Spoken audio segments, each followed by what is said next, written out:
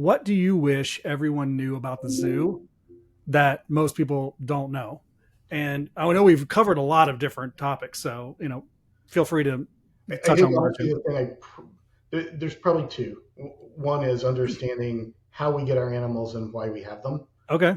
because I think there's a lot of misperceptions of thinking we are just here to make money, and that's Hmm. not the case. We put the money back into this organization and mostly into the care of those animals. Hmm. But I think the big thing is that we are nonprofit, fully nonprofit, and so many people assume that we are getting large chunks of money from the government that are subsidizing everything we do, and we Hmm. don't really need money. And that's not the case. We have to earn the money to do everything we do. I had a boss at the Florida Aquarium, and he used to always say, "No margin, no mission." And that is so true. For a nonprofit, if you aren't earning enough money to cover your expenses and have some more, you can't have more of an impact. You can't do more conservation because there's nothing to fund it. So Right. for us, we're always trying to find sources of funding, donors, different things, so we're able to increase that impact. So I think to me, people really understanding that we're truly a full nonprofit and not funded by the government is a really important one. Yeah, that is important.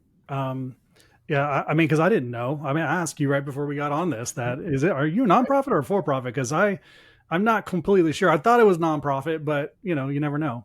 Yeah. So that's a good one to clear up. So I assume you guys do tours. Do you ever do behind the scenes tours where people can go and see the inner workings of the zoo? So we don't right now offer a behind the scenes tour people can purchase. We Yeah. do a lot of behind the scene tours with people. Usually it's potential donors, Sure. officials, things like that to really explain what we do.